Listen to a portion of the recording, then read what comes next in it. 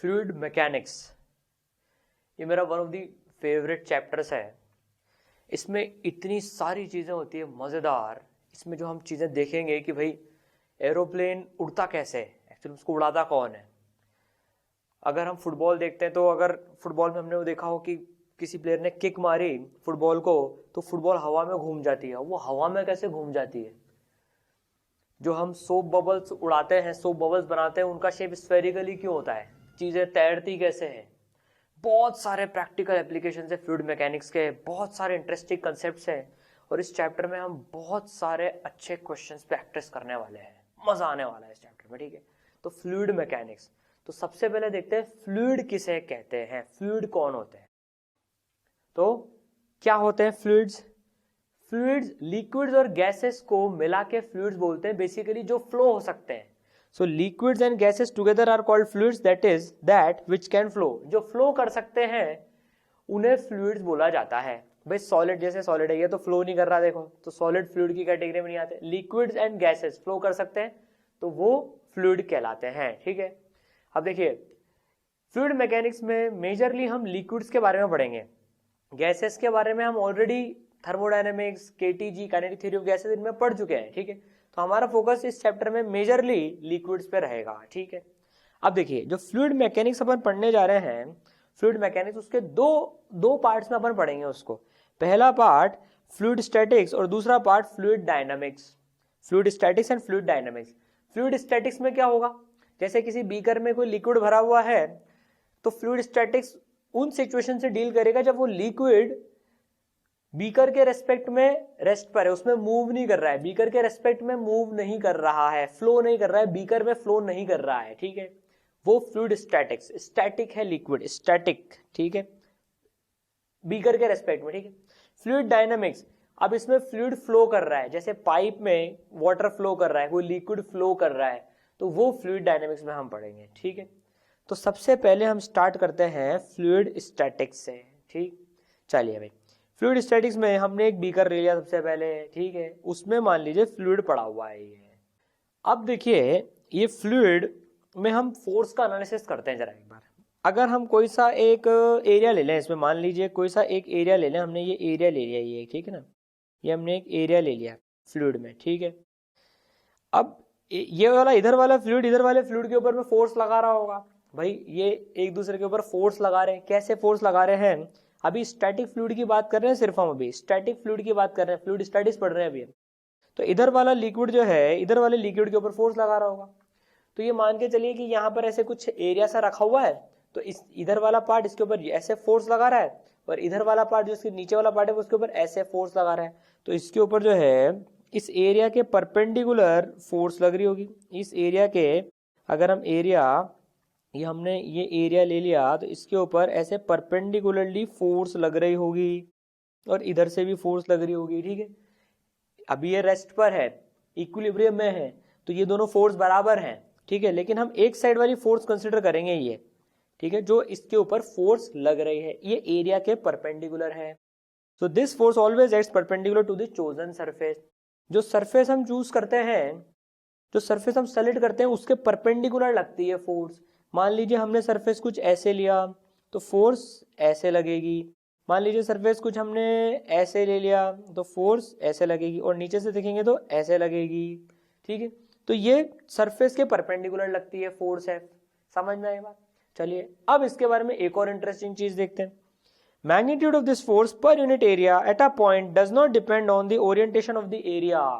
अगर हम किसी एक पर्टिकुलर पॉइंट की बात करें, मान लेते हैं यहाँ पर हम किसी एक पॉइंट की बात करते हैं यहाँ पर, ठीक है। अगर इस पॉइंट के आसपास हमने यूनिट एरिया ले लिया, या मान लो कोई एरिया ले लिया, छोटा एरिया ले लिया कोई सा, मान लो डी एरिया 1, ठीक है, इसके ऊपर में फोर्स लग रही है DF1, ठीक है।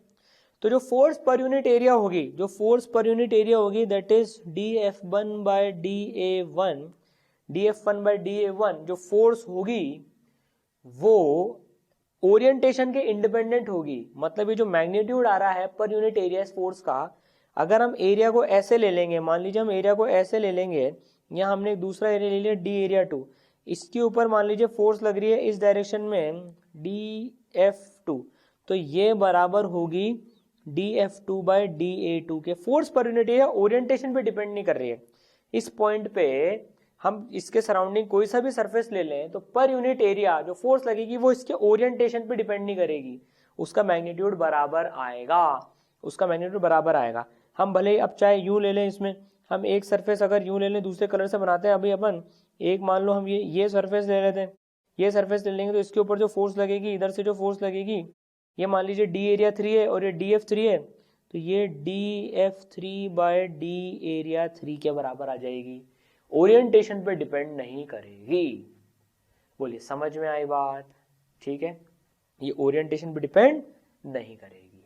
ठीक, अब इसी क्वांटिटी को फोर्स पर यूनिट एरिया को हम प्रेशर बोलते हैं। The value of this force acting on unit area at any point is called pressure at that point. इसी को प्रेशर बोला जाता है। This is pressure. Force per unit area is known as pressure. Force per unit area pressure. और वो जो हमने surface choose करा है उसके परपेंडिकुलर लग रही है फोर्स। ठीक है, तो force per unit area is pressure. अब पता है ये जो प्रेशर है ये एक स्केलर क्वांटिटी है, ये एक स्केलर क्वांटिटी है। अगर हम होमोजीनियस लिक्विड ले रहे हैं और स्टेडी फ्लूइड की बात कर रहे हैं तो देखिए प्रेशर स्केलर क्वांटिटी है, मतलब इसका कोई डायरेक्शन नहीं है इसमें। तो इस पॉइंट पे जो है, अगर हम इस पॉइंट की बात करें, देखिए अब इसके बारे में एक इंटरेस्टिंग चीज समझते हैं प्रेशर के बारे में। फोर्स पर यूनिट एरिया तो हो गई है, फोर्स पर यूनिट एरिया।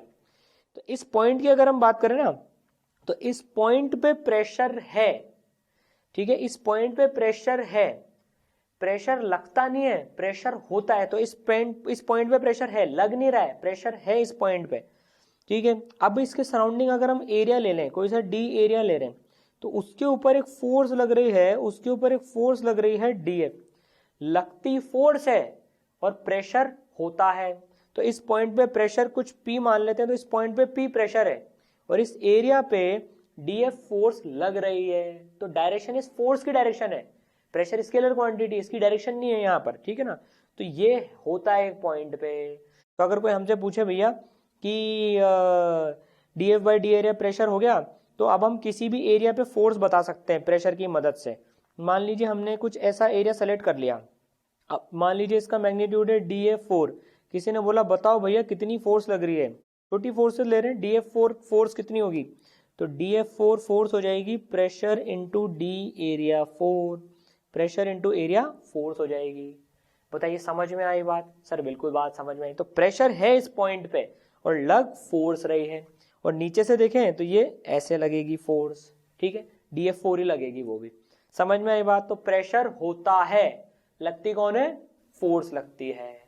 ठीक, चलिए तो प्रेशर जो हमने फिजिकल क्वांटिटी पढ़ी उसको थोड़ा और डिटेल में एक्सप्लोर करते हैं। प्रेशर, ठीक है, सो प्रेशर क्या पढ़ा हमने? Force per unit area, DF1/D area 1, DF2/D area 2, force per unit area जो है वो प्रेशर होता है। ठीक है, प्रेशर एक स्केलर क्वांटिटी है, फोर्स पर यूनिट एरिया। एक पॉइंट पे प्रेशर होता है, लगती क्या है? फोर्स। ठीक है, और ये ओरिएंटेशन के इंडिपेंडेंट आ रहा है, मतलब प्रेशर इस पॉइंट पे है। अब किसी भी एरिया पे फोर्स नापेंगे तो वो इस एरिया के परपेंडिकुलर आ जाएगी, प्रेशर इनटू इसका एरिया। ठीक है, चलिए भाई बात समझ में आई है। तो अब जरा इसका यूनिट देख लेते हैं प्रेशर का। फोर्स पर यूनिट एरिया, तो इसका ऐसा यूनिट होगा न्यूटन पर मीटर स्क्वायर, न्यूटन पर मीटर स्क्वायर, जिसको हम पास्कल भी बोलते हैं, PA से डिनोट करते हैं। ठीक है, इसके और भी यूनिट होते हैं, जैसे 1 bar is equal to 10⁵ pascal, bar में भी नापते हैं इसको 10⁵ पास्कल। एटमॉस्फेरिक प्रेशर कितना होता है भैया पास्कल्स में देखें तो 1 atm is equal to 101,325 pascals. ठीक है, इसको भी कई बार अप्रोक्सीमेटली 10⁵ पास्कल ही ले लेते हैं, कई बार 10⁵ पास्कल ले लेते हैं 1 atm को, कई बार। ठीक है, अगर एटीएम और बार में रिलेशन निकालें तो 1 atm इक्वल टू 1.01325 बार, इसको भी कई बार अप्रोक्सीमेटली 1 बार के बराबर ही ले लेते हैं। ठीक है, तो कुछ सिंपल से अगर क्वेश्चन करें, मान लीजिए यहाँ पर प्रेशर है, इस पूरी जगह पर जो प्रेशर है, मान लीजिए हॉरिजॉन्टल में हर पॉइंट पे प्रेशर सेम है, ये बीकर एक्सेलरेट नहीं कर रहा है, ये प्रेशर वेरिएशन तो अपन बहुत डिटेल में देखने वाले हैं वैसे भी। तो अगर मान लीजिए यहाँ पर प्रेशर की वैल्यू है, प्रेशर इज इक्वल टू से 2 पास्कल्स, ठीक है, या हाँ ठीक है, और या 2 बार, मान लीजिए प्रेशर की वैल्यू है 2 बार, ठीक है, और इसका जो एरिया है ये है मान लीजिए 1 सेंटीमीटर स्क्वायर, तो इस एरिया पे कितनी फोर्स लगेगी वो निकालनी है। तो force is equal to pressure into area. Pressure uniform है सब जगह मानते हुए, इस हॉरिजॉन्टल लेवल पे जहां पर ये एरिया है वहां पर प्रेशर सब जगह सेम है, तो प्रेशर इंटू एरिया हो जाएगा, दैट इज 2 इंटू 10⁵ ऐसा यूनिट में कर लेंगे। एरिया है 1 इंटू 10⁻⁻⁴, दैट इज 20 न्यूटन। तो इसके ऊपर 20 न्यूटन की फोर्स लगेगी इस सरफेस के ऊपर, ठीक है। सिंपल सा क्वेश्चन हो गया है। आपको ये वीडियो अच्छा लगा हो तो इस वीडियो को लाइक करें, चैनल को सब्सक्राइब करें और ऐसे और वीडियोस के लिए डाउनलोड करें ई सरल ऐप।